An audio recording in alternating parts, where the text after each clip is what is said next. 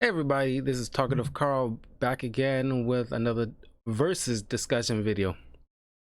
This one has kind of popped in my head only a couple of days ago, and I thought it'd be very interesting to talk about who is the best detective, Shawn Spencer from Psych or Jake Peralta from Brooklyn Nine-Nine. Like, these two are definitely the most like I love these shows. It's probably two of my favorite shows, of all time, live action, that I enjoyed immensely. And I love Shawn Spencer. He's hilarious, and Jake Peralta is just like, just phenomenal. But given the fact that these two, like, well, one's definitely a detective, others is like a psychic detective. But they both had solved some major crimes throughout their careers. And it's like, what if it was like a scenario where it's like they both actor a particular like big criminal, and like who you think, like, with their particular skill sets, who would cast that person more than likely first before the other? And I got both of their wikis up, and I want to go through a rundown of Shawn Spencer, then the rundown of Jake Peralta, and then we'll just weigh the facts that lay bare, because I think they're going on. Hey Daniel, because I think by this point, because I believe is Brooklyn Nine-Nine is going to be on his unfortunately eighth and final season this August. And I will have like a separate video discussing why I think Brooklyn Nine-Nine should continue as a series, but we'll get to that in a little bit. But let's begin the discussion. Now, starting off with Shawn Spencer, portrayed by James Rodriguez, age 43. He has like a lot of different aliases throughout the show. He's gone by like Dr. Hans Jorgensen, Ichabod Fletchman, aka Sticky Icky. Season 2, Shawn Spencer, Levon Tustig, Dr. Hauser, Black. Season 3, Abe Froman, Sausage King of Chicago, Die Hard. Juan Priestley, T-Bone Turner, Maniac 19, President Pro Temp of the Maniac Fan Club, Mr. Shawn, Brustos Gali, used to be his middle name, he says, Emilio Estevez. Season 4, Shawn Search and Rescue Spencer, Seraph Spencer, Hickory Pot, Dry Goat Slim, Winston Zemore, Skipty, Shaun White, R.P. McMurphy, Shawnito Rodriguez. Season 5, John Jacob Jingleheimer Smith, Soup Can Sam, Codename Dabney Wilhelm. Season 6, Sean Gulthern. I ain't going to attempt that. Dr. Sean Womack. Season 7, Shawnees. Soup Can Sam, again, already used. And season 8, Alika the Space Dog. Oh, and the movie White Privilege. Jesus Christ. These names. Biography. Shawn Spencer was born in 1977 to Henry and Madeline Spencer in Santa Barbara, California. His parents separated when he was a teenager, leading him to rebel and soon became distant from his father. He comes from a family of cops, his father Henry being an officer and later a detective for the Santa Barbara Police Department. He is hyper observant, a trait developed and inherited from his father, and has an eidetic memory, presumably inherited from his mother, and could have graduated valedictorian according to his file history read by Lucinda Berry. He also scored 100 on the police academy exam at the age of 15. due to his father's extensive police training during childhood and early teenhood. Shawn developed an adeptness and fondness for police work. When his father divorced his mother, Shawn in his teens began hating his father and coincidentally lost interest in becoming part of the police force since he did not want to follow his father's footsteps. Shawn, after high school, had over 50 jobs, one of which included working in a candy store. He also started an acupuncture clinic and drove a Wienermobile, claiming that he did it for the hot dogs. He often took jobs just because they were fun, and then once he lost interest, he would quit if he didn't lose his job first. However, Shawn often used his amazing powers of observation and deduction to call in tips to the police anonymously. After one of Shawn's tips leads police back to him, he claims to be a psychic to avoid jail time after being wrongly accused of being an inside man. When he uses his observational skills to convince them of his special abilities, the department is slightly impressed, hiring him as a psychic consultant. He and his best friend Gus open up their own psychic detective agency called Psych. Shawn uses a set of unique skills to solve crimes for the SBPD and sometimes for private clients who hire him on the side. His eye for detail, outside the box thinking, and throw caution to the wind follow a hunch attitude make him excellent at following and solving cases. He often enjoys playing up the part of a psychic and has many visions as long as he has an audience. More than once, he has been in trouble with the SBPD due to his lack of care for police protocol. At the end of No Trout About It, Harris Trout, the new interim SPD chief, says he will no longer be hiring psychics, leaving the psych office non-police affiliated. His personality, Shawn is above all else attention-seeking. All of his episodes need to have an audience, although this may be due to the fact that an audience acts as a witness for his psychic abilities in order to prove that he is not lying. He is usually never seen alone. Eccentric and outgoing, Shawn also seems to be able to draw people to him, leading to fast friendships, such as in Lights, Camera, Homicido, when he befriends one of the actors in a matter of hours, to which Juliet questions how can he make friends so fast. Shawn also talks way too much, usually showing disregard for serious matters / situations, or running his mouth in the face of a criminal who would rather Shawn stay quiet, which I can relate. He always commented I'd never be quiet myself. Sometimes this trait saves his life while he stalls for time, other times jeopardizing it. He also has a very high opinion of his hair. Using his gift, Shawn has no problem with being slightly manipulative, frequently lying to others about who he is or telling people what they want to hear based off his observations of them. This often leads to trouble, especially when his ruse is found out. No problem, Dan. You take care, man. Hop in whenever. He also displays an almost unnatural lack of fear in the face of danger, rushing into situations that most people, especially Gus, would think twice about. Paradoxically, he is irrationally fearful of relatively harmless phenomena such as ghosts or dead bodies. He has been shown to be uncomfortable at funerals, and his trait was seen since boyhood when he was hesitant on stalling to bury his pet lizard, as well as prior experience with a hamster. Encounters with these generally end with Shawn and Gus comedically fleeing. In addition, Shawn professes a distaste for pointy things, despite his obsessive love for pineapples. Shawn's skills and abilities. In the very first episode, we see that Shawn is good at shooting.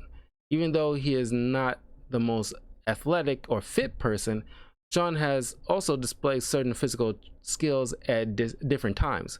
While not being much of a fighter, Shawn will resort to physical combat. He was able to hold his own against Daniel Wayne, a very Juliet episode. However, when next forced to fight, he proved to be a very incapable fighter, as well as being inept at karate. This happened when he tried to subdue Sang Tan, and again when he got in a kung fu brawl with Tino Tan. Shawn also, and that's in Romeo and Juliet. Shawn was able to knock out criminal Dane Northcutt by hitting him over the head with a book in Fairy Tale. He was also able to knock out a woman holding a Pierre Devereaux at gunpoint with a log. In this episode, Extraction 2, the actual extradition part. Shawn again proved to be a mediocre fighter when he was beaten by the Mantis on 3 separate occasions in the episode The Amazing Psych Man and Tap Man issue 2. Shawn also did not fare well. Shawn did not fare very well when forced into a street fight with several troublemaking men in the Tao of Gus. Shawn proved just how incapable he was again when he and Gus got into a physical fight over an artifact in Indiana, Shawn and the Temple of Kinda Crappy Rusty Old Dagger. Let's go to friends and romantic interests.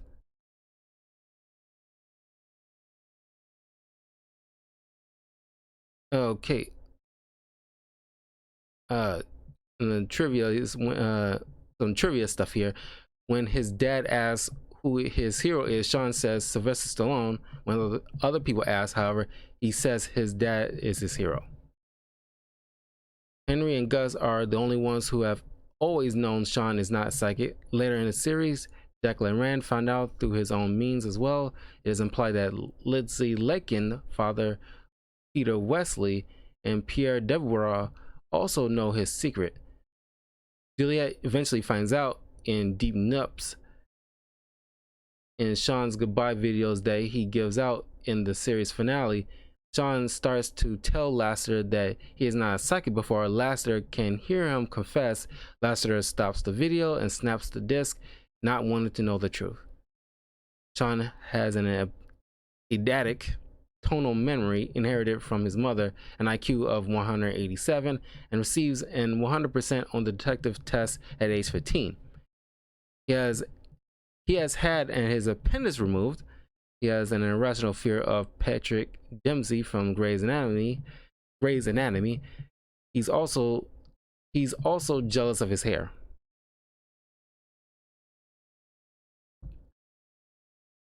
He always travels with a small packet of Johnson & Johnson's baby shampoo in his wallet. He loves pineapples despite his distaste for pointy things. Shawn can lie on a polygraph test without his deception being registered. Shawn was unaware that Henry had moved back to Santa Barbara in the first episode. In one episode, Shawn gives his dad a snow globe. James Rode Rodriguez gave Corbin Bernstein a snow globe. This is inappropriate as Corbin has stated that he owns at least 7,000 snow globes. I would say Corbin is Corbin Bernstein. At the end of Santa Barbara Town, Shawn has finally gained respect towards his dad. Shawn had a crazy fit in Santa Barbara Town 2 when he goes after Jerry Karp. This most likely occurred out of love for his dad and out of fear that his father would die. He loves his dad very much and has remained close to him since he got shot. One of the reasons Shawn remained close to his dad is because he fears he will lose him, and he does not want that. In the recent Comic-Con event in 2013, Christian Nielsen said that in the season 8 finale, Shawn and Henry will share a special moment. On the international DVD edition of the pilot, Shawn has a long scene, presumably deleted from the original airing, with Lucinda Berry, in which he demonstrates a preternatural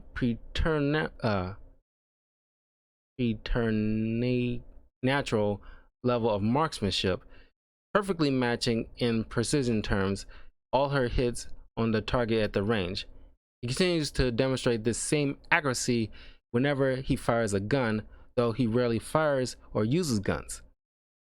His off-sided heroes include Billy Zane. He has had over 57 jobs since high school and stated in the pilot. He moved back to his childhood home after his dad was shot. He was arrested once by his father at age 18 for reckless driving without a license. Shawn claims in the pilot that his father did it to spite him and teach him a lesson, leaving Shawn with a spot in his criminal record. Okay, and that's Shawn Spencer. There's a few things I forgot about this. Yeah, this skill level with guns, despite him not using guns typically in the show, and the fact that, yeah, of course his hyper observational skills is on next level, and the IQ test. So he did at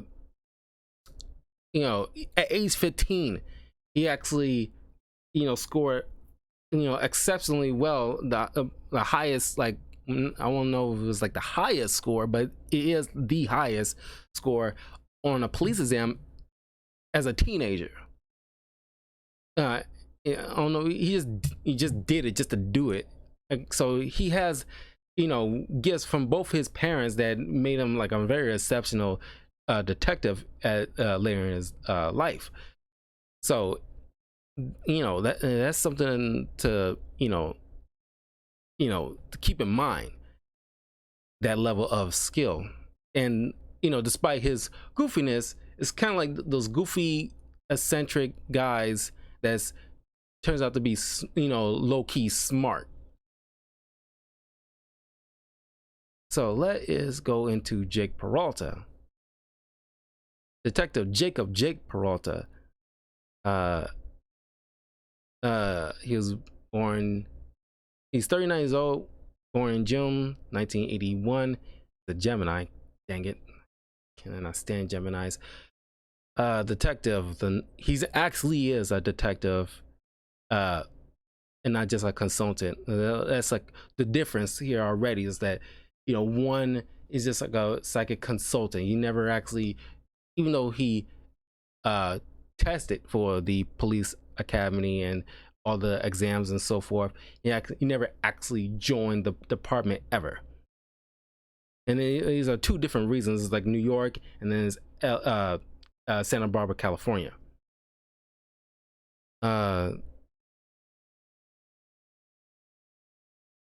Badge number 9544.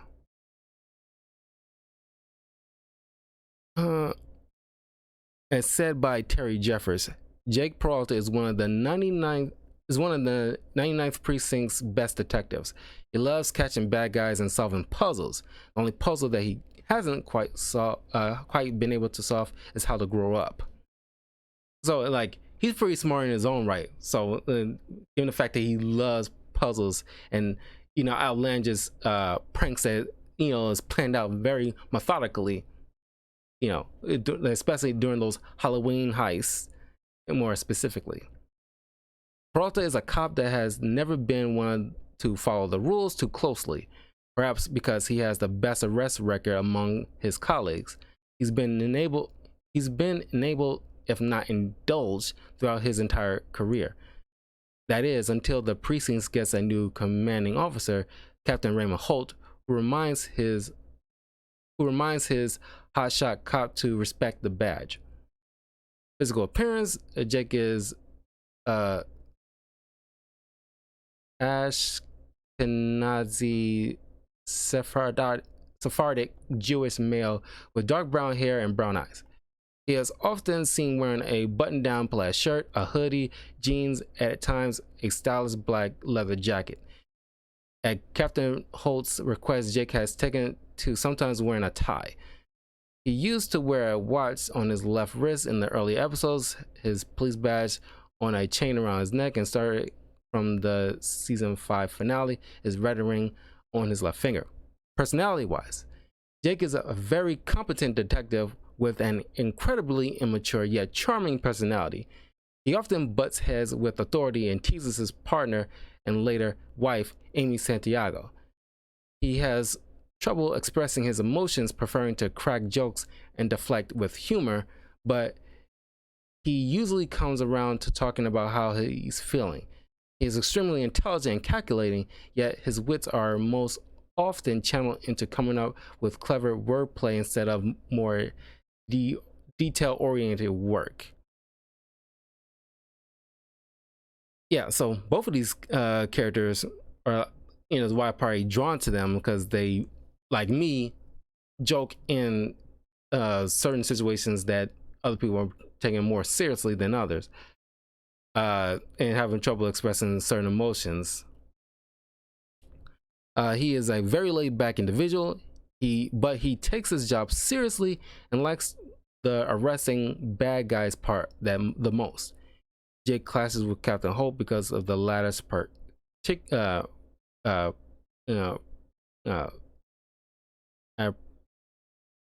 know, I can't say words today.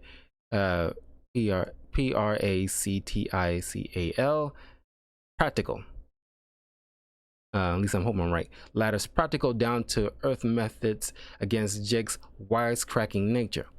Jake Peralta has abandonment issues given that his father's left him at an extremely young age. He is also a big die-hard fan, always being excited when able or has an opportunity to act a die-hard scene during the police work. So yeah, so they both have some fair bit of father issues, but in later of their respective series, they were able to reconcile. But unlike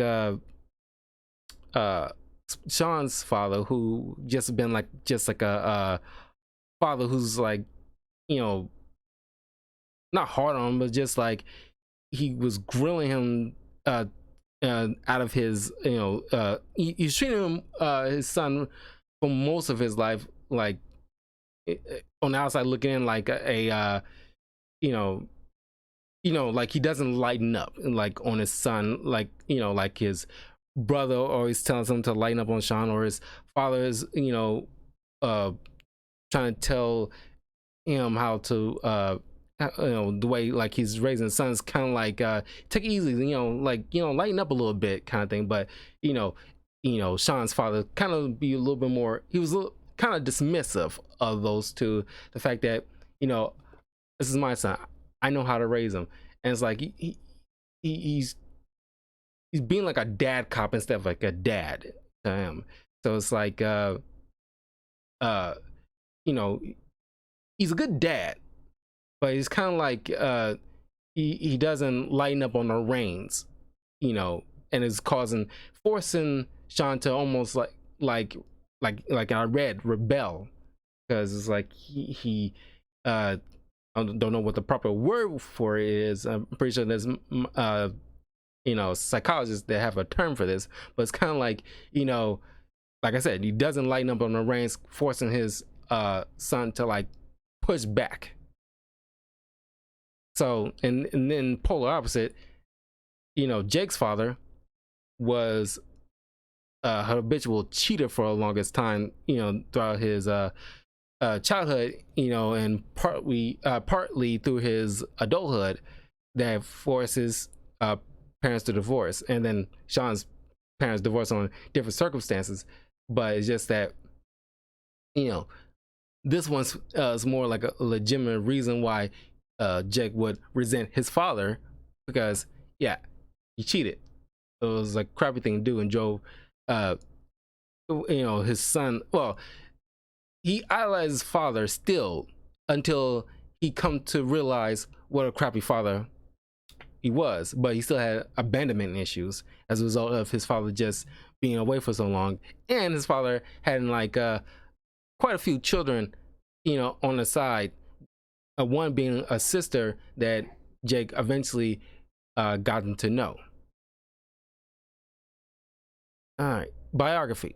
Jake was born sometime between May 21st and June 20th, 1981 in New York City. He is an a Jewish American New Yorker raised by his mother after his dad walked out on them when Jake was only 7 years old. As a child, Jake was the shortstop at his little league team. His dad was the coach, and after every game would take the team to Sal's Pizza. Halfway through their last season, Roger Peralta left his wife and son. Jake attended the same elementary and high school as Gina Linetti. As children, the two would hang out at Jake's Nana's apartment after school. In the episode Halloween, it is revealed that Jake had an Uncle Bob who taught him to shoot chess and backgammon pieces with a BB gun. So you learn how to shoot a gun rather fake, but still learn how to shoot a gun at a very young age. So that's another difference. Spencer eventually learned later when he legally was able to use a gun and learn how to shoot it very well. But Jake had a bit more of a longer experience at knowing how to be more adept at shooting well in his adolescence, and through the course of time when he got into the police academy and and was trained even more efficiently. So two different experiences at wielding weapons. When he was 13, Jake had a crush on Jenny Gilderhorn. They attended his bar mitzvah together. Little known fact, which I found out like a few months ago actually. Always thought it was like the same thing, but it's actually two different things. In the Jewish tradition for a bar mitzvah is for boys who's becoming a man, and bar mitzvah is for little ladies who were becoming women. So just a little thing to, the more you know. I thought that was very interesting. I always thought that was like the same thing. It's kind of like, I always thought it was like vase and vase. It's like, it means the exact same thing, but they are spelled differently for a reason. They attended the bar mitzvah together, where she broke up with him in favor of Eddie Fong. Since then, Jake has continued to hold on to hope that he and Jenny will reunite. He claims that Jenny dumping him was the worst breakup of all time. After that, he lost his virginity to the daughter of one of his teachers, Mrs. Shrayton. Rosa Diaz and Jake were classmates in the police academy. They bonded over their hatred of the training drills. Later, as detectives, they made a pact to trust each other fully when one offered to do 1,000 push-ups if proven wrong. Jake has been working at the 99th Precinct for at least 8 years prior to the first season of the show. Before Raymond Holt took over as captain of the 99, Jake enjoyed the Captain McGintley would allow him to get away with anything while on the job. He took advantage of McGintley's lax attitude and would participate in games with his coworkers, including the Jimmy Jab games. His nicknames and aliases, which he thoroughly enjoyed, because these two could easily be best friends, because they both love coming up with nicknames for each other, for themselves, but more so with Jake, because he actually play into the roles like full on board with the costumes and all that stuff. So they both have fun at it, but I think Jake takes it a little bit further, which I give him credit for. We're actually more often than not having costumes. I think like there's a few times Shawn had costumes, but not to the same extent. He just comes at himself and just like to fool around with a name. All right, season 1, he went by JP, Meat Morp, detective right all the time. In Harvey Norgin Bloom, CPA, recently divorced, father of 2 with a dark sexual secret. Jake Hammer, Jake Rabbit, some of these are named by some friends. Jake in the Box, this is like a play on a dick in a box, which he and Justin Timberlake was on SNL during a Christmas episode, which is probably one of the funniest ones, with the song "My Dick in My." There's a dick in the box. Herman the janitor, Jake Peralta, by Dustin Whitman. Death Wish, because he's always first through the door. Pineapples by his grandma and Amy. It will be interesting because Shawn loves pineapples. Detective Barley, tightly wound, hates violence against animals. Mangy Carl Majorman, homeless gentleman, personal assistant to Doug Judy. Roger Strikewell won a radio contest to be a guest announced auctioneer. Jakey. Rex Buckingham, British secret agent, ballistics expert, and ladies' man.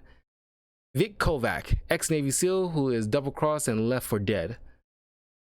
Dave Blathis, nationality recognized foxtrotter. Duncan Buck, raised on an oil rig by 90 men and 1 prostitute. In season 2, Von Tom Tucker, a gruff spitting punch in your gut sailor man who's taking a little break on dry land, but just until his girlfriend Cangela gets out of lady jail. Dante Thunderstone stole his first car at the tender age of 9, has had to fend for himself since his mother was struck by lightning while he was pregnant with him. To pass, he lived, some say that makes Zeus his dad. Captain Spike Masters. In season 3, Sherwin Lamad, sculptor, painter, full-time barista, but once he sells his first piece, part-time barista. Brent Kennedy, OBGYN. Larry Serbett, after being placed in the witness protection program, he relocated to Coral Palms, Florida. Season 4, Henry Renault, cat burglar on vacation from France who went to an elite international school so he doesn't speak with an accent. The Barracuda, Jake says to Victor Sandiego that he calls himself that and that he hopes it catches on. Carl Mangerson, lawyer of Maxine Dubois. Tyler Omaha, a BMX rider. Season 5, Bitch Boy Beef Baby. Billy Big Time Shankowski, an online gambler who lives at his mother's basement. Detective Jacob Sherlock Peralta. Jake claims to have changed his name legally. Dr. Albrecht Einstein. Barry St. Barry, a Nutra recruit. In season 6, The Tyler. Back in the high school, Jake was accused of tattling his friend Brandon Bliss. Soon, all of his friends started calling him the Tattler.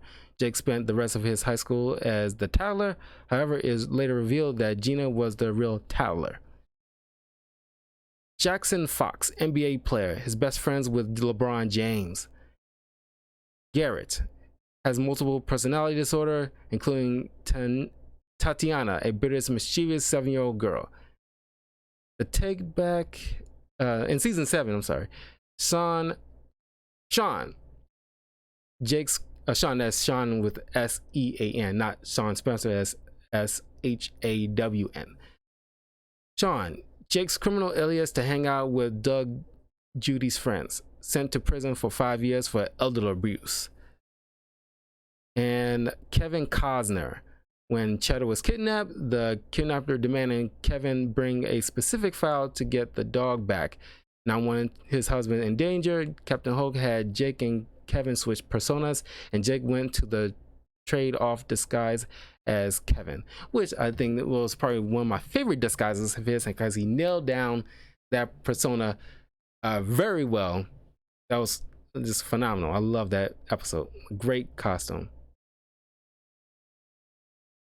So he has all the same tactical abilities as any detective would for well, more specifically for New York, but you know, a lot of for like about the basic fundamentals, all detectives get, you know, a lot of the same training. So the same cop detective training he has, very similar to Shawn Spencer's father. But more up to date because Shawn Spencer's father was trained during like was a police during like the 60s and 70s and in the 80s. So Jake's more up to date police training. And here's the trivia. In AC/DC, he cracked 3 of his ribs, broke 3 toes, has a hairline fracture in his right thumb, sprained his ankle, and injured his jaw. He later worsens his condition by trying to initiate a high five with Charles, extending his injuries more to his ribs and to his left shoulder and arm. In Captain Peralta, Jake's dad reveals that Jake is mortally allergic to bees. This fact is further supported in The Swedes. He claims he is physically incapable of growing a mustache, but in The Big House, however, Jake is shown having grown a full beard and mustache. He went to John Roebling High School. Jake has never been to Florida until the end of Greg and Larry. He says Pitbull's videos make him seem muy caliente. It's implied that his type is Latina women by Charles in the Wednesday incident. He knows the names of all the Transformers. Jake is a devout fan of Die Hard movies. Jake is half Jewish. He is also half Italian, as mentioned in the crime scene. Jake is right-handed. He loves nachos. His favorite musician is Taylor Swift, as revealed in Unsolvable. Jake quotes to Terry that haters gonna hate, shake it off, and said Taylor Swift is always right in Terry Kitties. Revealed in Coral Palms Part 2 and Mr. Santiago, Jake was detained once by Taylor Swift's security team and is not allowed within 500 feet of all due to a misunderstanding. Since the age of 7, Jake had at least caught his father cheating with other women more than 20 times. Jake might be afraid of heights, as he said that it was super scary to look down from the building in the bet. This was later confirmed when Jake and Terry stood on a ledge in Terry Kitties, whilst Jake constantly screamed, "We're gonna die! We're gonna die!" Jake even said he was crying on the ledge.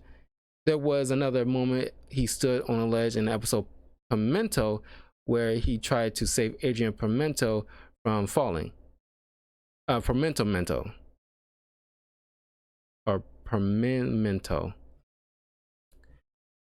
Jake had at least 5 weird traditions involving Rosa when they were in the academy. Although he stated that he's not a type of reading book person, Jake easily got hooked up on the fantasy books genre. He has now read at least 35 books, 15 at first, 7 books in Harry Potter, and 13 books in Skyfire Cycle.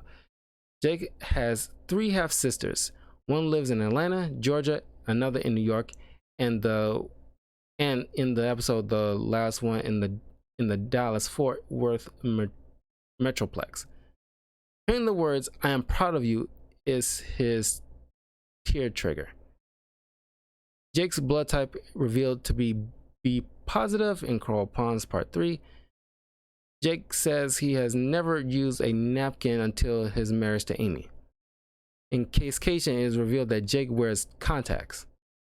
He can do the worm dance, and some people theorize he is bisexual due to instances where he agrees that men are hot, the fact that he had a massive crush on Mario Lopez, and when he was helping Amy's brother David take down Brazilian criminals, he stops just to acknowledge that the man he is fighting is gorgeous. Yeah. So, given the fact that the facts lay bare between these 2 particular detectives, who would be the better one? And honestly, it's interesting.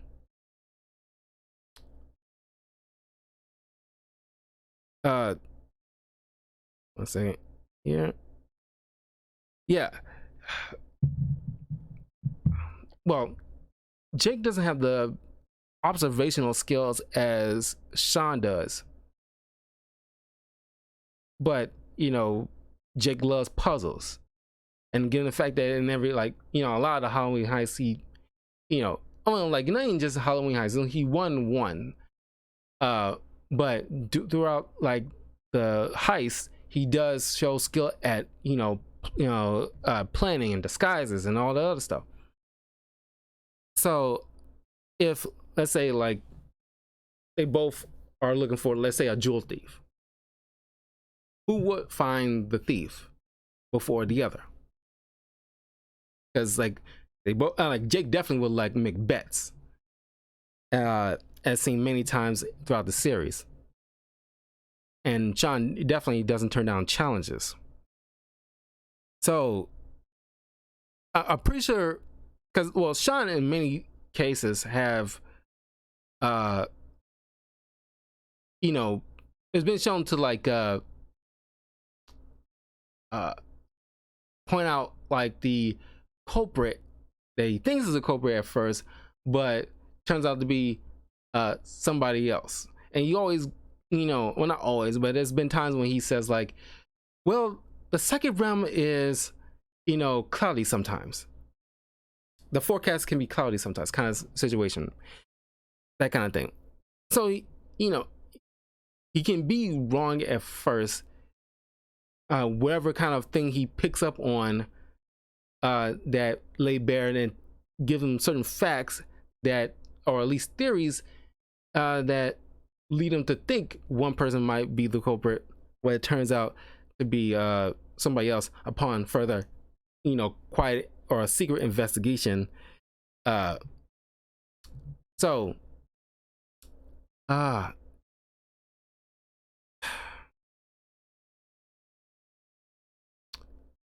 don't know,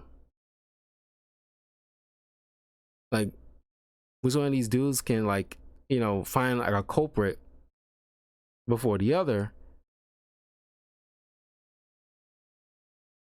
I might have to say Shawn, honestly, given the fact that unlike Jake, Shawn at least was technically trained by his father, who was a experienced cop, and like observational skills, how to profile, that kind of thing. And like I remember in one particular episode when Shawn was a kid, his father asked him like, okay, when we walked in here, it was in a diner.